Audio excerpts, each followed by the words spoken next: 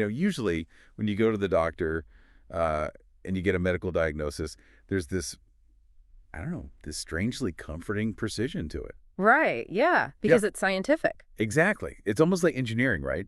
You fall down, your arm hurts, you go into that like cold, sterile room, and they put you through an X-ray machine. And the results are right there in front of you. Yeah, the doctor just pulls up the image on the screen, points to this stark, jagged white line on the black film, Yeah. and it's just like, oh, there it is. That's the problem. Yeah, it's entirely binary. I mean, the bone is broken or it isn't broken. It's visible, it's quantifiable, and I think most importantly, it's easily categorized. Right. And as a patient, you actually like that. I mean, you want things to be that clean and simple.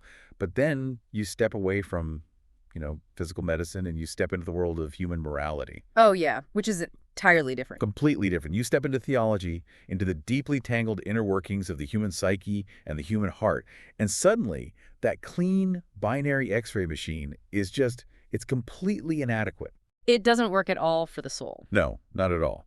We're looking at a diagnostic landscape that is incredibly murky, it's heavily layered, and honestly, it's pretty terrifying when you actually start peeling it back. It really is.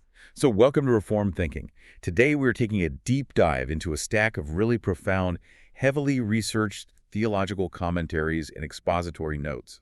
And we're focusing on a very specific, historically massive piece of text. Yeah, the first chapter of Romans. Right, Romans chapter 1, Yeah. specifically zeroing in on verses 24 and 25. And, this isn't just some dusty academic exercise for theologians. The commentaries we're examining today are trying to answer what I think is one of the most chilling questions a person could possibly ask. Right, and that central question of this deep dive is this. What is the most terrifying judgment God can inflict on a human being? Which is a heavy question. It is, because normally, like when you hear the phrase divine judgment, your mind immediately goes to Hollywood imagery, It's like right? fire and brimstone. Exactly. You think of fire, brimstone, lightning strikes from a clear blue sky, or some massive physical apocalyptic catastrophe. But the source material we're diving into today argues something entirely different. Yeah, much more subtle. Right. These theologians argue that the ultimate, the most devastating judgment is simply God stepping back, folding his arms, and giving us exactly what we want. Which is, it's the absolute definition of a terrifying reality. Yeah. To get what you want, but without any restraint whatsoever. Yeah, it's just totally unchecked. Exactly. And to truly understand how a human being gets to that terrifying point of judgment, we have a pretty significant journey ahead of us in this deep dive. We really do. So where are we starting? Well, we're going to unpack the sensory and historical reality of first century Rome and Corinth because, you really have to see the world the author is actually looking at. You can't just read it in a vacuum. Right. Then we're going to explore the psychological and spiritual mechanics of human idolatry, which the sources term the Great Exchange. The Great Exchange. I love that concept. We're going to spend a lot of time on that. Oh, definitely. From there, we have to look directly at the concept of divine abandonment, which is where that terrifying judgment actually takes place. And then finally, because we obviously can't just leave you in the dark. Please don't leave us in the dark. Right. We will look at the stunning, grace-filled reversal that's found in the gospel. I am so ready for this, but let's start with the context, because I feel like we often read ancient texts completely divorced from the dirt and the noise of the world they were actually written in. Oh, absolutely. We sanitize them. We do. Yeah. But if we're going to understand this terrifying judgment, we have to see what the Apostle Paul was seeing when he actually put pen to parchment. So we're talking about the first century, roughly AD 56 or 57. Right around there, yeah. And the fascinating thing to me is the geography here.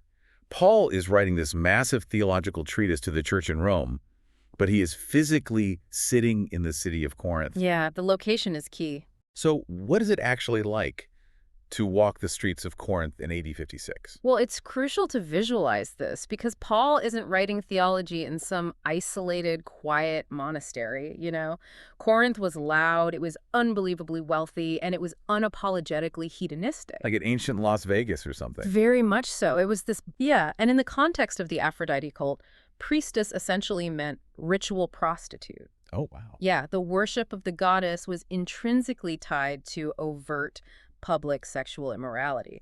It was the culture.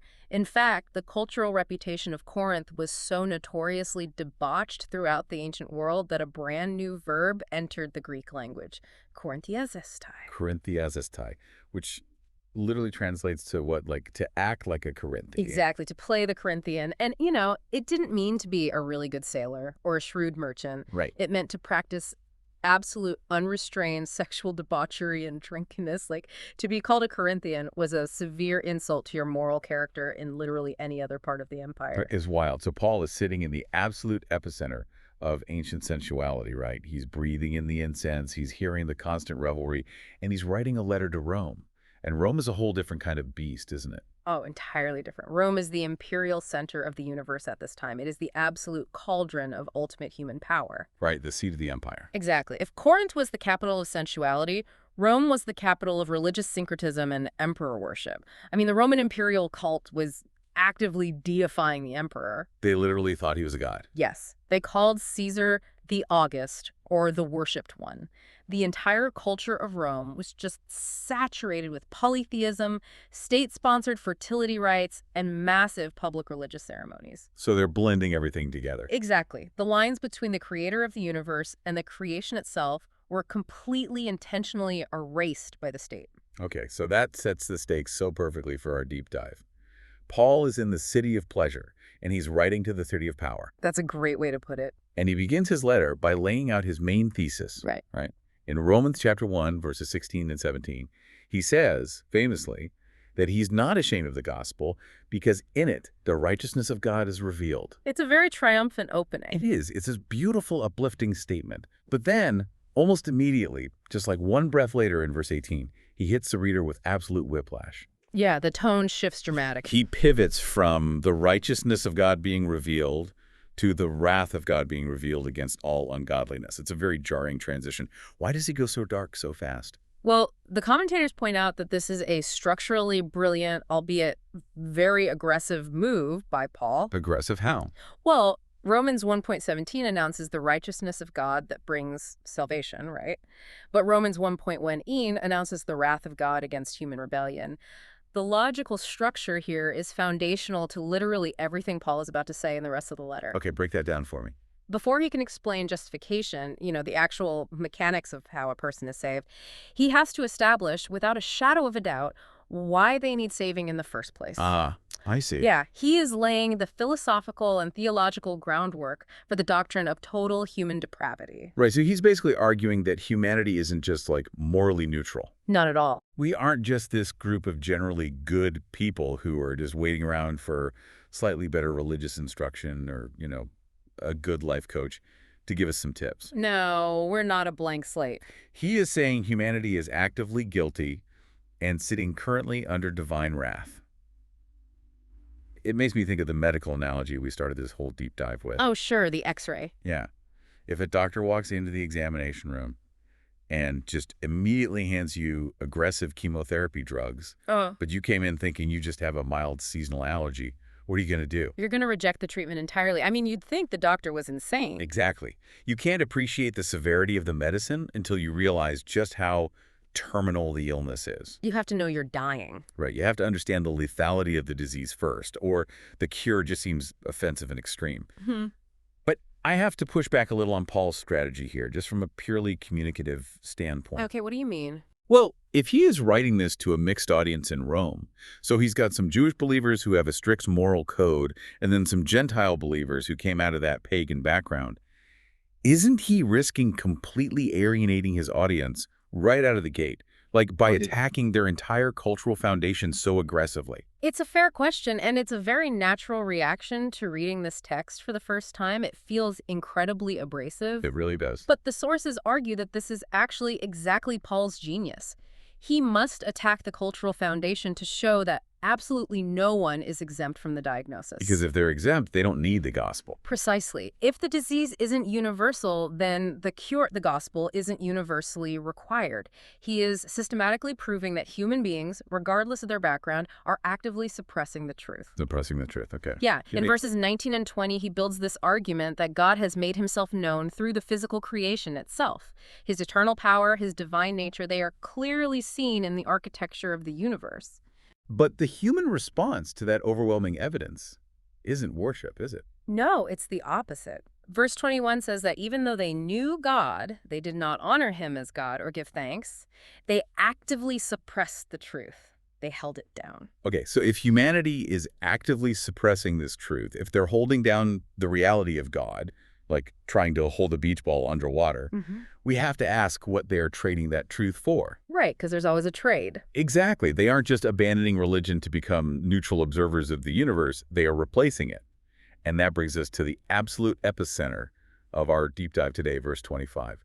So what is the trade? What's happening here? Well, to understand the trade, we have to look at the specific Greek word Paul uses here, which is metallasso. Metallassio. Yeah, it's a fascinating word. It basically means to exchange, to barter, or to trade away completely. Like in a marketplace. Exactly. It's a word used in ancient commerce. You evaluate the worth of two different items, and you choose to trade one for the other because you believe the new item has more value to you. Okay, so it's a calculated decision. Very calculated. Paul is saying humanity looked at the glory of the incorruptible, infinite God and then evaluated it against corruptible, finite images and chose the images. Wow. They bartered God away. And in verse 25, he refines this diagnosis even further. He says they exchanged the truth of God for the lie. Wait, let me just look at the notes here really quick. Yeah, it doesn't say they exchanged it for a lie. It says the lie. Very important distinction. Yeah, that definite article, the lie, feels like it's doing a massive amount of heavy lifting in this sentence. What is the lie? The commentators are very deliberate about pointing out this distinction. This isn't just an isolated falsehood, like, telling a lie about where you were on Friday night. Right, it's not a fib. No.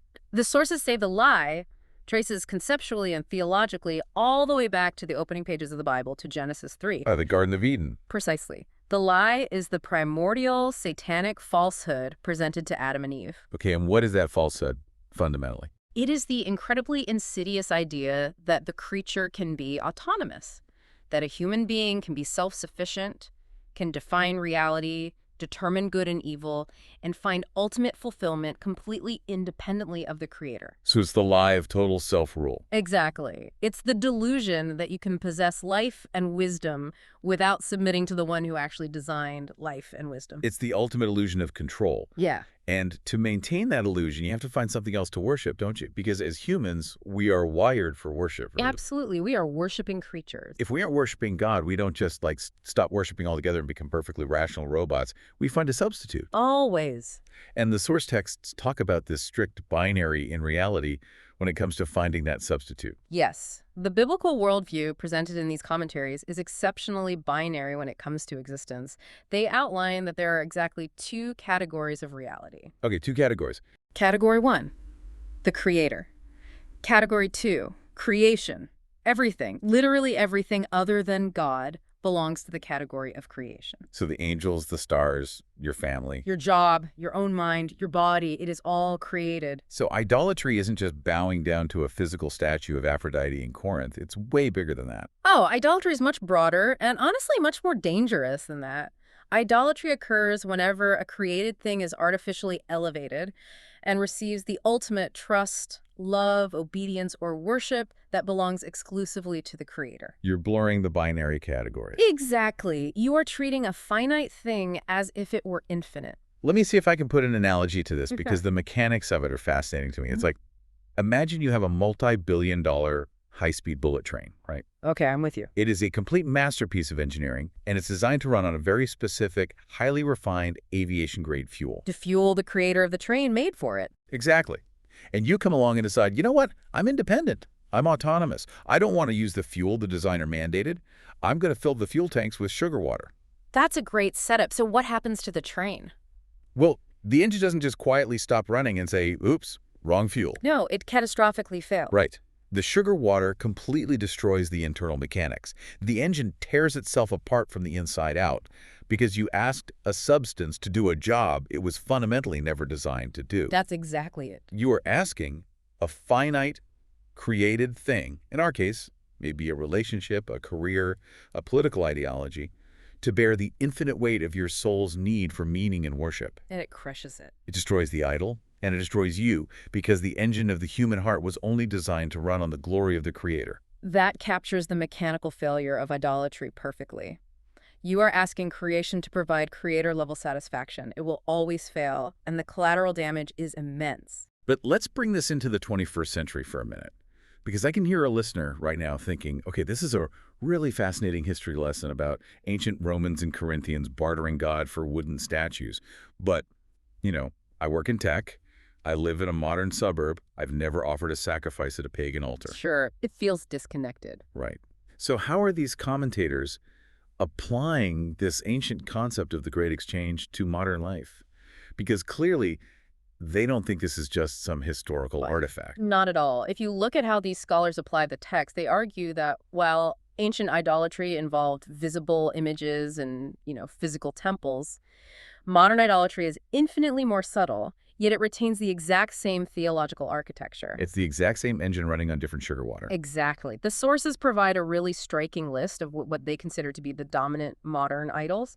We are talking about things like career advancement, professional success, sexual identity, financial portfolios. Oh, absolutely. Political power is a huge one. Also technological progress, physical appearance, romantic relationships, and perhaps the biggest one of all, which the authors emphasize heavily, the concept of the autonomous self. The autonomous self. So literally worshiping my own right to choose what I want. Yes, putting yourself in category 1.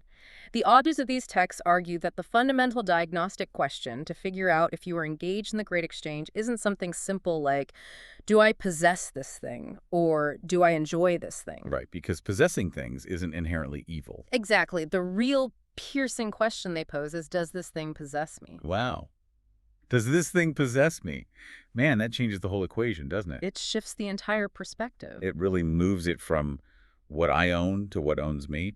It forces you to ask yourself, what do I fear losing the most? What is the one thing that, if it were taken away tomorrow, would make me feel like my life is completely worthless? That's the diagnostic test for an idol. Right, like if my career tanks, do I just lose my income, which is, tough but survivable? Or do I lose my entire identity and reason for existing? Exactly. If the loss of a good thing destroys your identity, the sources argue that that good thing has become an ultimate thing. An ultimate thing. Yes. And when you make a good thing an ultimate thing, you are actively performing the great exchange.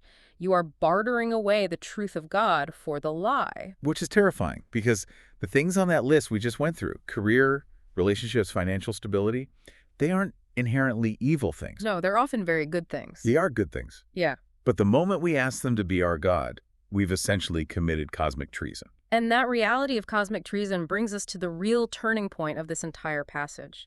Now that we understand the crime, this active suppression of truth, this great exchange of the creator for the creature, we have to look at the punishment. We have to look at the judge's response. Right. How does a holy, infinite God respond to a humanity that absolutely insists on substituting him with sugar water? And as we hinted at in the very beginning of this deep dive, the punishment isn't fire falling from the sky. It isn't a global flood. It is found in the chilling words of verse 24. Therefore, God gave them over. Yes, gave them over. The Greek word Paul uses here is paradigmi. Paradigmi. Okay, what does that mean in the original context? To understand the weight of this word, we really need to look at its historical and legal usage. In the Greco-Roman legal world, paradigmi wasn't just a casual phrase. It didn't mean like accidentally dropping something or misplacing it. It wasn't passive. Not at all.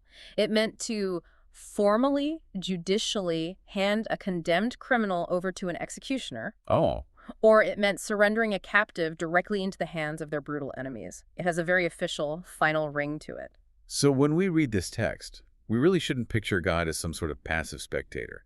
It's not God just sitting on a cloud looking away and saying, well, actions have consequences. Let's just see how this plays out naturally. No, the commentaries are very explicit about this distinction. This is an active judicial handing over. Okay, so it's a ruling. Yes. The authors argue forcefully against any theology that paints God as merely a passive observer in judgment.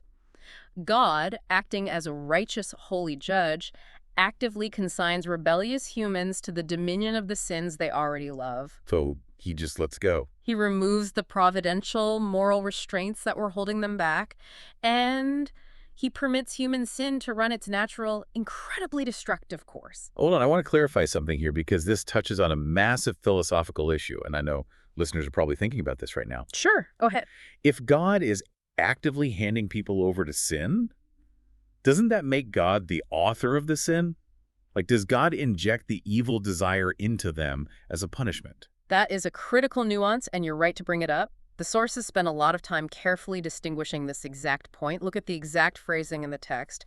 God gave them over in the lusts of their hearts. The lusts of their hearts. Okay. The Greek words used there are cardia for heart and epithumia for strong desires or lusts. Right, so the desires are already there. Exactly. The epithumia originates entirely within their own corrupt cardia. The sources heavily stress that God does not plant evil desires in an innocent person's heart. God is never the author of sin. The corruption is already brewing. Yes, the idolatry, the desire for autonomy, it is already present inside the fallen human heart.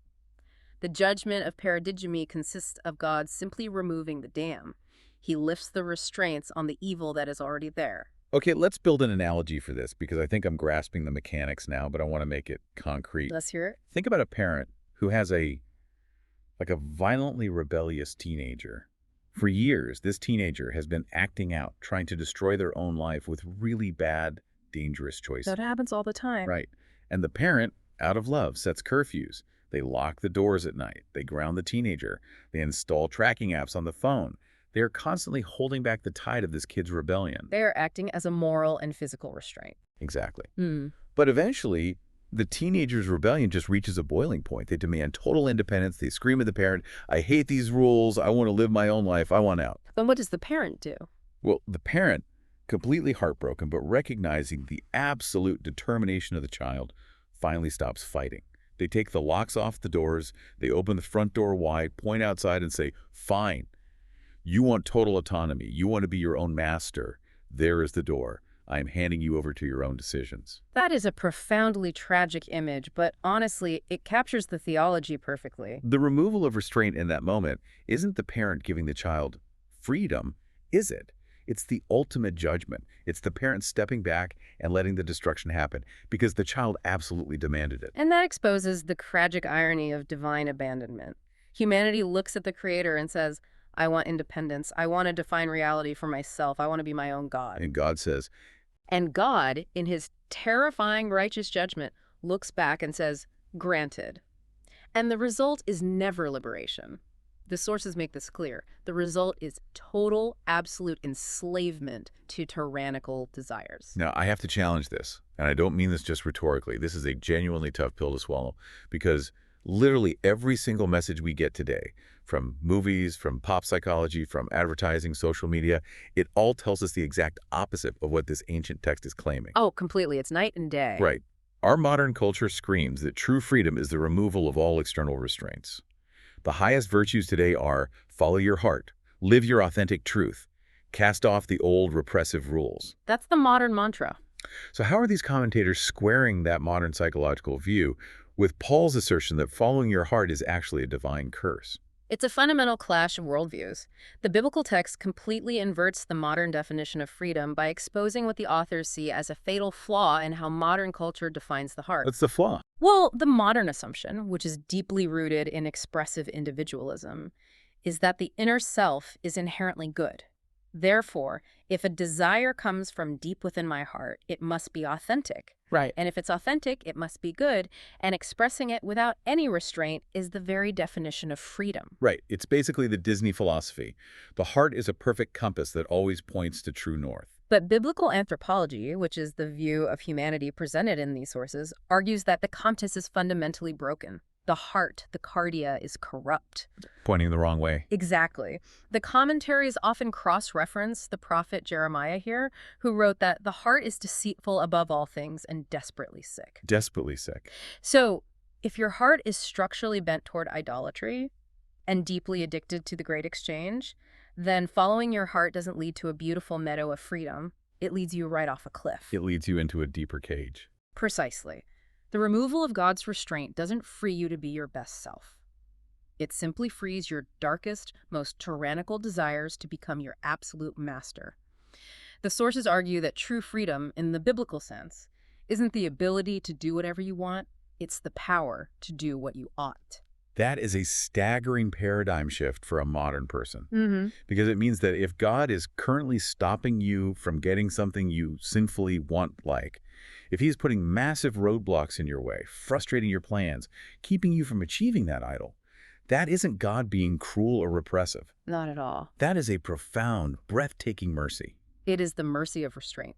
The sources emphasize that believers should actively thank God for closed doors. Thank God for closed doors. I love that. Yeah, they say you should thank him for the sharp pang of a guilty conscience, for the loving, sometimes painful corrections of friends, and for literally anything that restrains your worst impulses, because the alternative is paradumi. Being handed over. Yes, the alternative is being handed over to your own self-destruction. Okay, so we have this inward rebellion in the heart, this idolatry.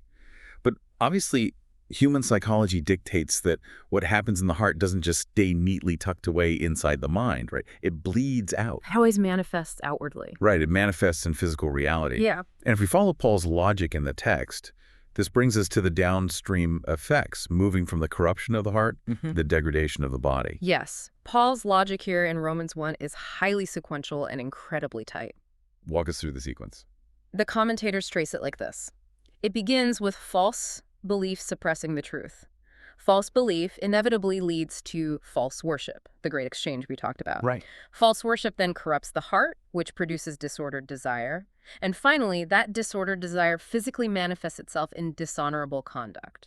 So the body basically acts out what the heart worships. Exactly. And look at the specific nature of the judgment here. The judgment for dishonoring God is that humanity is given over to dishonor themselves, specifically through their own bodies. The Greek word Paul uses here for impurity or uncleanness is akatharsia. Now, I want to pause the tape right here for a second. Sure. What's up? Because it is incredibly easy for a modern reader to look at a word like impurity or dishonoring the body and immediately conclude, see, I knew it. Christianity is just anti-body. It's a prudish religion that thinks physical stuff, especially sex and the human body, is gross and dirty, and only the ethereal spiritual stuff actually matters. Yeah, that's a very common modern critique. I've heard it 100 times. How do the sources we're looking at handle that accusation? They handle it by heavily emphasizing that such a view, the idea that the body is bad and the spirit is good, is actually a Greek philosophical heresy like Gnosticism. It's not biblical. No, it's not biblical Christianity at all. The authors of these commentaries stress that biblical Christianity is perhaps the most profoundly pro-body religion on earth. Really? How so? Give me the evidence for that. Well, think about the core tenets of the faith. First, creation. God designed the physical body from the dust and pronounced it very good. Okay, so the origin is good. Yes. Second, the incarnation. The ultimate validation of the physical form is that the Son of God, Jesus Christ, intentionally took on a physical human body. He didn't just appear as a floating spirit. He had bones, blood, and muscle. He validated the physical world by entering it. Exactly. And third, the consummation. Believers are not promised a future where they just float around on clouds as disembodied spirits playing harps. They are promised a physical, bodily resurrection. The body has immense sacred dignity in this worldview. Okay, I see. So if the body is a sacred masterpiece, then sin degrades the body precisely because it takes something inherently holy and uses it for autonomous, rebellious purposes. That's the core issue. You are taking a vessel designed for the glory of God and using it to serve a cheap, creaturely idol. That is exactly the point Paul is making in verse 24. Let me try another analogy here to really lock this in. It's like, imagine you inherit a priceless, perfectly crafted Stradivarius violin. Okay, a beautiful instrument. Right. It is an absolute masterpiece of design, created by a master to produce the most transcendent music imaginable. But instead of playing it, you decide you want to use it to hammer rusty nails into a drywall. Oh, that hurts to even think about. It would make you sick to watch someone do that. Right. And if someone tried to stop you, you wouldn't yell at them, "Stop repressing me. I'm liberating this violin by finding a new, authentic use for it." No, you're destroying it. Exactly. Everyone would recognize that you are destroying the violin because you are completely ignoring the designer's intent. The violin only thrives, it only produces beauty when it is used exactly as the master craftsman designed it to be used. That is a very vivid way to understand the biblical theology of the body. And, this is exactly where the authors of our source texts begin applying this ancient passage to very modern, highly charged cultural issues. And as we discuss this, I think it's important to frame it properly for the listener. Yes, absolutely. We are exploring how these specific theological commentators take a first-century letter and draw direct lines to 21st century controversies. We're looking at the world purely through the lens of their exegesis today. Right. We are just imparting their specific arguments to show how they use the text. So with that in mind, What do they point to in our modern culture as evidence of this akatharsia, this physical degradation? The sources explicitly critique several major modern cultural shifts. They point to the sexual revolution, the rise of pansexuality, the current cultural confusion surrounding gender identity, and the overwhelming sociological data regarding the dissolution of the traditional family and marital breakdown. Okay, so they are looking at all of these sociological shifts. Yes, and the authors argue that when a culture aggressively rejects the creator, and when it actively attempts to erase or blur the biological and moral distinctions created by God, that culture isn't just evolving or becoming more enlightened. What do they say it's doing? According to these commentators, that culture is exhibiting the exact textbook symptoms of divine abandonment of paradidumi. Wow.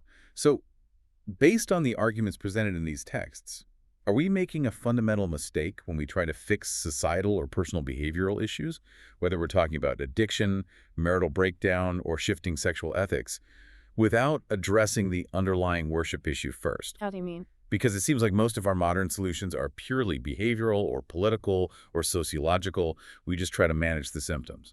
If we follow the strict logic of the source material, yes, they argue we are making a massive, catastrophic mistake by just managing symptoms. Why is that a mistake? The commentators argue that sexual, moral, and bodily disorder is always, 100% of the time, downstream from worship disorder. Downstream from worship. Yes, you cannot permanently fix human behavior by just passing new laws, instituting new secular therapies, or just telling someone to try harder and act better. Because the engine is still running on sugar water. Exactly. You have to change what the person worships. If an idol is still sitting on the throne of their heart, the disordered behavior will just adapt and manifest in a new way. It's like playing whack-a-mole with your sins. That's a perfect way to describe it.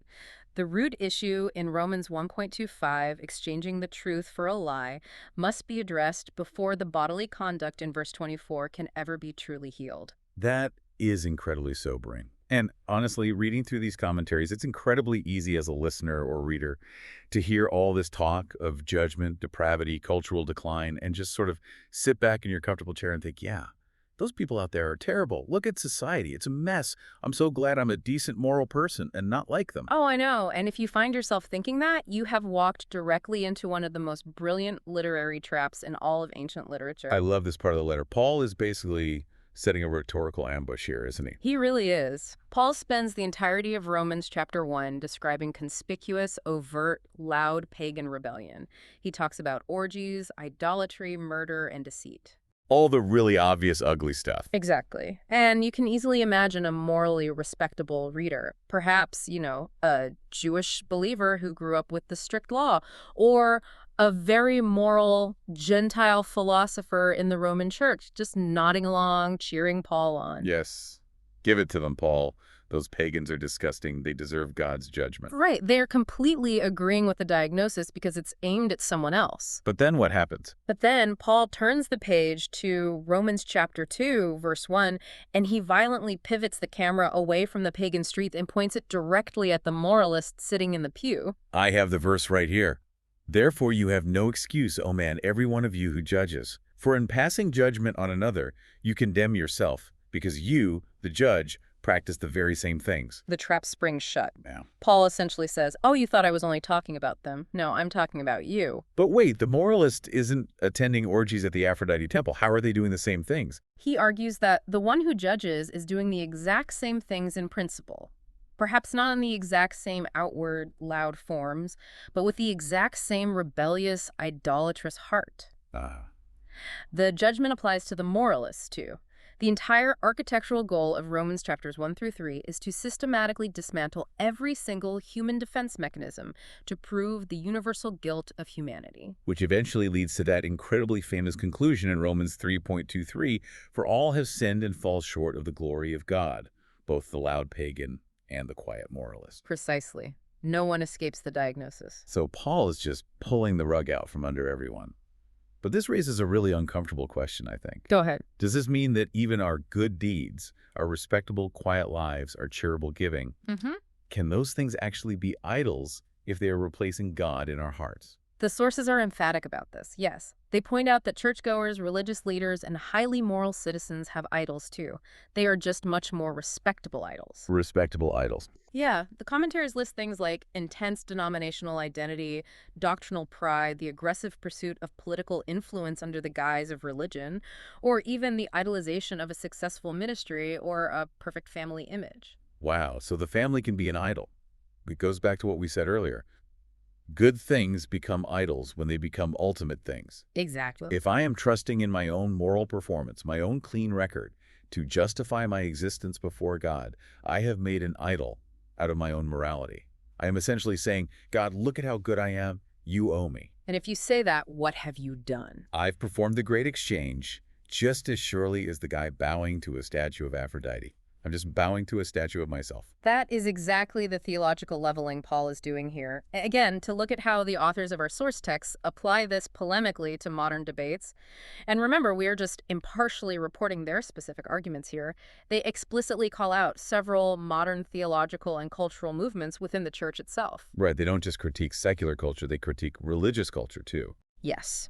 The commentators use the framework of Romans 1 to heavily critique movements like classical liberal theology, the integration of critical race theory in the church, hyper-pragmatic, seeker-sensitive church models, charismatic mysticism, and the prosperity gospel. That is a wide net. Mm-hmm. What is the core of their critique against those very specific, very different movements? Their core argument is that these movements, in various distinct ways, exchanged the objective, revealed truth of God's word for human philosophies, sociological pragmatism, emotional experiences, or material wealth. So they see it all as a form of the great exchange. Yes, they argue it is a modernized version of exchanging the Creator for a God made in our own image, a God who serves our political or material ends.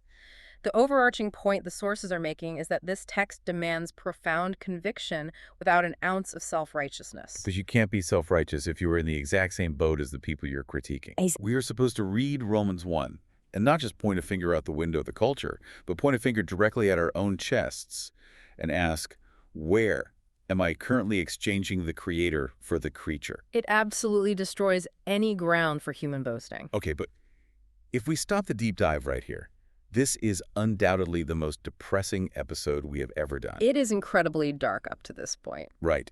If all of humanity, the overt, loud rebel, and the quiet, self-righteous moralist, if we are all caught in this inescapable trap of idolatry, and we are all facing the terrifying active reality of divine abandonment, is there any hope? It looks grim. Because right now, looking at the theological x-ray we just took, the diagnosis looks 100% terminal. Well, if the letter to the Romans ended at chapter 3, verse 20, there would be zero hope. We would all just be waiting for the executioner. Okay, thank goodness it doesn't end there. No, it doesn't. And this is exactly where the grand narrative pivots to the gospel. And the sources draw some profound, deeply moving Christological connections here that are just breathtaking when you finally see them. I am so ready for the cure. We know the disease now. Let's talk about the great reversal. How does Jesus Christ fit into this terrifying architecture of wrath, idolatry, and judgment? First, we have to look at Christ as the perfect worshiper. Where Adam failed in the garden and where all of fallen humanity fails in Romans 1, Christ completely succeeds. Where do we see that specifically? The sources point specifically to the temptation of Jesus in the wilderness. Satan takes him up to a high mountain and shows him all the kingdoms of the world in a single moment of time. He offers him the ultimate creaturely idol. Yeah. Ultimate political and earthly power. Yes. Satan says, I will give you all of this if you just bow down and worship me. He is offering Jesus the ultimate great exchange. And how does Jesus answer?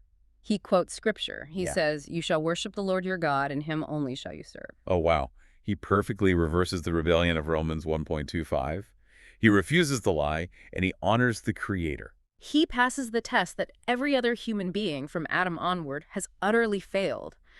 But the theology of salvation gets even deeper than just Christ being a good example of a worshiper. And it has to, right. A good example doesn't save a condemned criminal. Exactly. And the linguistic connection the sources make here is, I think, the absolute climax of this entire text. This is the part of the notes that absolutely floored me when I read it earlier. Yeah. Talk to us about that Greek word paradigme again. Okay, remember that terrifying verb for God's active judgment in Romans 1.24, paradigme? Yes, God gave them over to their sinful desires God judicially handed the rebels over to the executioner. Right. The worst possible judgment. Well, Paul uses that exact same Greek verb later in the book of Romans, but he doesn't use it to describe our judgment. He uses it to describe the cross of Jesus Christ. That is unbelievable. It's stunning. In Romans chapter 4, verse 25, Paul writes that Christ was delivered up per diem for our trespasses.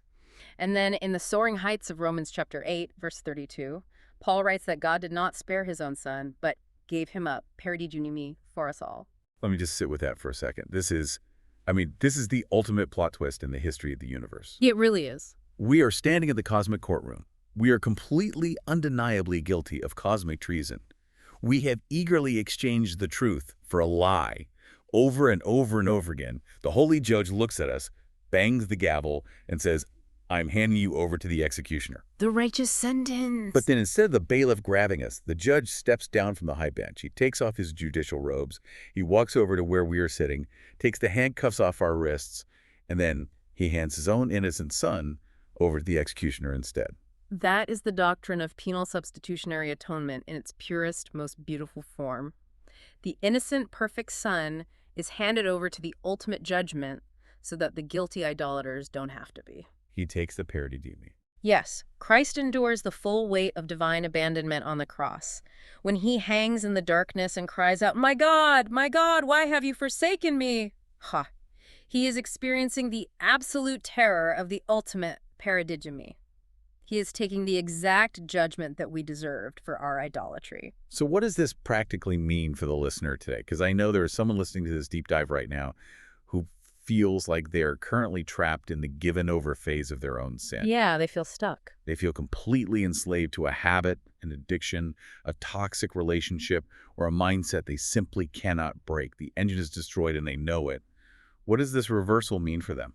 It means that your rescue doesn't depend on your ability to climb your way out of the pit through sheer moral willpower. If the problem is that you are enslaved to corrupt desires, you literally can't free yourself. Right, you don't have the strength. The sources emphasize that Christ liberates sinners from the fundamental bondage of corrupt desire. And he does this not just spiritually, but bodily. Because Christ died and rose bodily. Exactly. His physical resurrection guarantees the redemption of our physical bodies. We go from having bodies dishonored by sin in Romans 1.24 to the beautiful promise of Romans 12.1, where Paul calls believers to present their bodies as living sacrifices, holy and acceptable to God. So it's a complete transformation. The grace of the gospel doesn't just pardon you for being a false worshiper, it actively recreates you into a true worshiper. It's a total restoration of the original design. Going back to our analogy, the broken Stradivarius violin isn't just thrown in the trash or left in pieces. It is painstakingly repaired, restrung, and put back into the gentle hands of the master musician who originally made it. Precisely. The gospel completely reverses the great exchange. Sinners who bartered away the truth for the lie are miraculously brought to believe and love the truth. Those who are enslaved to serving created things are turned around to freely serve the living God. So as we begin to land the plane here, how are we supposed to live in light of all this? It's the big application question. Right. We have explored this terrifying reality of judgment on one hand and this astonishing, breathtaking reality of grace on the other. How does this practically apply to the modern believer who is trying to navigate a world that honestly looks an awful lot like first-century Corinth? The sources offer several highly practical applications for daily life. First, as we touched on earlier, is a radical reevaluation of how we view obstacles to our own desires. We really need to embrace the concept of restraining mercy. This is the idea that God stopping us is actually a good thing. Yes. When God closes a door, you desperately want it open. When you get caught in a sin before you can successfully hide it, when a faithful friend confronts you with an uncomfortable truth, or when you feel the sharp, agonizing pang of a guilty conscience, do not resent that restraint. Don't fight it. Do not fight it. Thank God for it. Recognize it for what it is. It is the creator of the universe mercifully refusing to give you over to your own destruction. That is a massive paradigm shift for how we view frustration and failure in our own lives. But what about the culture at large? Yeah, looking outward. Because it feels like preaching this specific message, that human desires are inherently corrupt and desperately need restraint, that modern idolatry brings divine judgment. It feels like that would just make people incredibly angry today. Oh, it definitely does. So how do the authors of these texts suggest believers respond to the rapid cultural decline we see around us? Should we just panic? Should we build bunkers and run for the hills? Or should we, get aggressively political and try to force everyone to behave properly? The commentators conclude that the primary biblical answer is neither political panic nor forced external behavioral modification. You simply can't legislate a new heart. Right. The answer, they argue, is relentless gospel proclamation. Because behavior modification doesn't cure the underlying disease. Right. The fundamental problem is not merely that we have a quote-unquote bad culture. The problem is that the culture is made up of condemned sinners who are worshiping the wrong things. The sugar water again. Yes. Moral reform without spiritual conversion just produces cleaner idols. It just makes the self-righteous moralist we talked about in chapter 2. Christ doesn't just want to reform the behavior. He intends to resurrect the worshiper. That's a beautiful distinction. So the response of the church is to boldly, lovingly proclaim the only gospel that actually has the power to save and transform the human heart. And that brings us to the final beautiful posture of the Apostle Paul in this text. It's the doxology. Yeah. It's really the only proper response to everything we've talked about today. Yes. Look closely at how Paul ends verse 25. Right in the middle of diagnosing the absolute darkest depths of human depravity, right as he's describing the horrors of the great exchange, he abruptly interrupts his own train of thought. What does he say? He says, "The Creator, who is blessed forever. Amen." It's like he is writing about this cosmic treason, and he can't even stand to talk about the blasphemy for one more second without immediately offering a sacrifice of praise to counteract it. Literally, it is a stunning moment. The world curses God and aggressively worships the creation. Paul stops his pen and actively performs the worship that the pagans refuse to give. He doesn't just lecture about it. Exactly. He doesn't just clinically explain what true worship is. He engages in it right there on the page. The commentators note that the ultimate opposite of idolatry isn't just white-knuckling your way through abstinence from sin. Right. It's not just trying really hard not to be bad. The opposite of idolatry is delighting in God as God. It is blessing the Creator because he is infinitely worthy of it. What an incredible, heavy, and ultimately beautiful journey we've been on today. It's been a deep one. It really has. We started in the bustling, debauched, incense-filled streets of first-century Corinth, looking over the shoulder of the Apostle Paul as he diagnosed the terminal illness of the Roman Empire. And of humanity.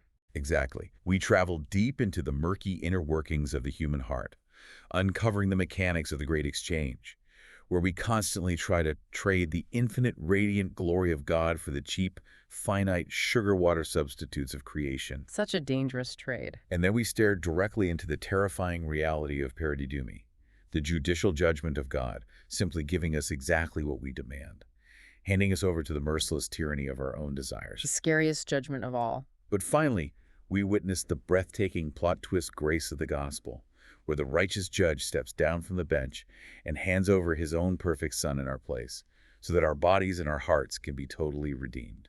It is a stark, necessary reminder for all of us that we must constantly examine the throne of our own hearts. We must fiercely refuse to make our good desires into ultimate desires, and we must learn to receive God's frustrating restraints as profound, life-saving mercy. Amen to that. We are called to live not as autonomous rebels, but as redeemed, joyful worshipers who bless the Creator rather than serving the creature. And that leaves us with a final thought for you to mull over as we close this deep dive. The next time you find yourself desiring something, a promotion, a relationship, a financial milestone, a political victory, so fiercely that you are willing to compromise your core convictions, sacrifice your relationships, or abandon your integrity just to get your hands on it, I want you to stop and ask yourself one question. It's a crucial question. Is this thing a genuine gift from God? Or is God slowly, quietly opening his hand and giving you over to the very idol that will eventually become your master? A chilling but absolutely necessary diagnostic question for the human heart. Thank you for joining us on this deep dive into the source material. Keep examining what you worship, and we'll see you next time.